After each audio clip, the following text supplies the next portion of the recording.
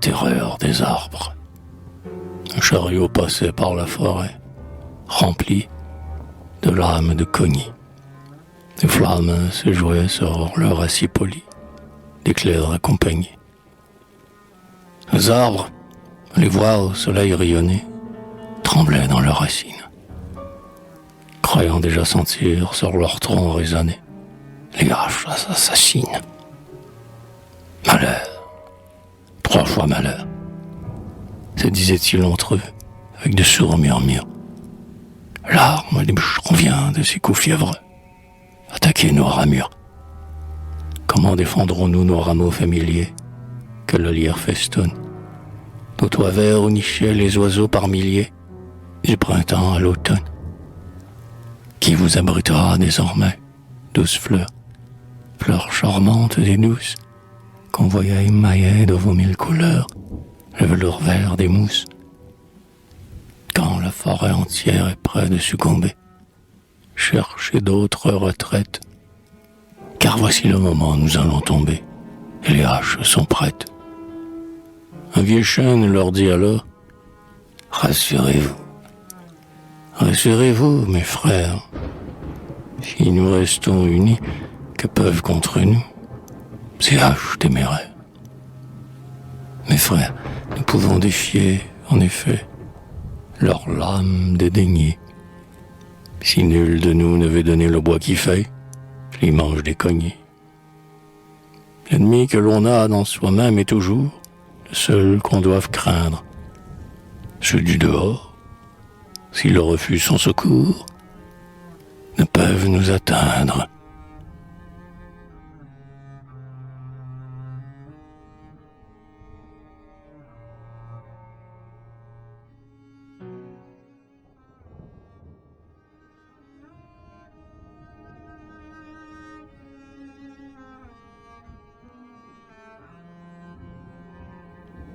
La forêt abattue. Les bûcherons avaient démoli la forêt sous leurs haches fatales. Tout le peuple vert des arbres se moirait sur les mousses natales. Plus d'oiseaux qui cherchent à leurs abris désolés, ni leurs branches muettes, car tous s'étaient enfuis de leur nid crôlé, tous ces charmants poètes. Bouleaux, frênes, ormeaux, pêle-mêle gisaient, arbres de toutes formes. Le chêne étant tombé près d'eux, il lui disait: à quoi donc, chêne énorme? À quoi donc te sert-il d'avoir rempli les cieux de tes rameaux sans nombre, et d'avoir obscurci, superbe et glorieux, la forêt de ton ombre? À quoi donc te sert-il d'avoir été géant, glorieux et superbe, car nous voilà couchés dans le même néant, tous ensemble sur l'herbe? Compagnons, il n'y a rien de commun entre nous, leur répondit le chêne. L'âtre des paysans vous dévorera tous, dès l'automne prochaine, car vous ne serez bon qu'à chauffer leur foyer, quand soufflera la bise, et les enfants riront à vous voir flamboyer parmi la cendre grise. Tandis que je serai trône dans un palais, colonne dans un temple, ou nef que l'océan, peint de 1000 reflets, dans son miroir contemple. Amis, ne prenons point exemple à ces jaloux, qui n'ont qu'un but futile, mais tâchons de laisser, homme ou chêne, après nous, quelque chose d'utile.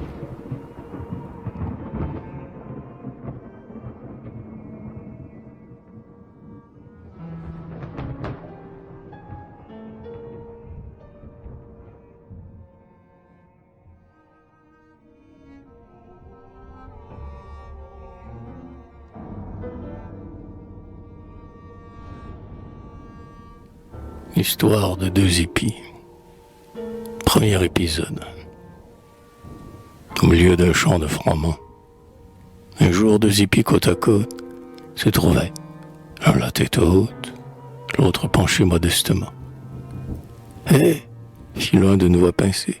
« Mon cher confrère, dites-moi, pourquoi toujours ainsi?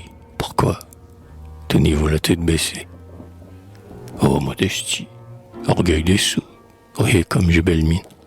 Sur tous les épis je domine, ainsi qu'un roi sur ses vassaux. Ce champ si vaste est mon empire, l'été me verse ses chaleurs, et la brise à toutes les fleurs prend les doux parfums que j'aspire. Tandis que, le front dans les cieux, je me prélasse dans ma prose, comme vous avez l'air morose, et puis rêveur et soucieux. Ah, cela se comprend, dit l'autre, peut-être un peu grossièrement. T'étais plein de froment, pas un seul grain dans la vôtre. Il faut une moralité à toute fable, dit un sage. Or je me conforme à l'usage, et je déduis ma vérité. Si vous ne l'avez pressenti, touchez-la du doigt et de l'œil. L'ignorance donne l'orgueil, la science, la modestie.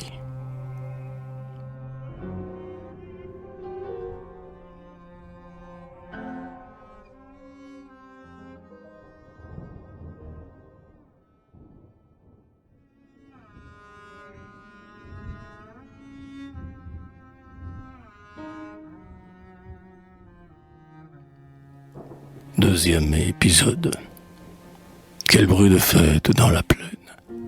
Partout résonne une chanson, car c'est le jour de la moisson, et toute grange sera pleine. Voyez, sous les coups redoublés de la faux qui tourne et travaille, comme sur un champ de bataille, tomber les escadrons des blés. Ah, quelle javel superbe! Dieu nous prodigue un vrai trésor. Seigle froment aux graines d'or, quel beau bouquet nous font vos gerbes.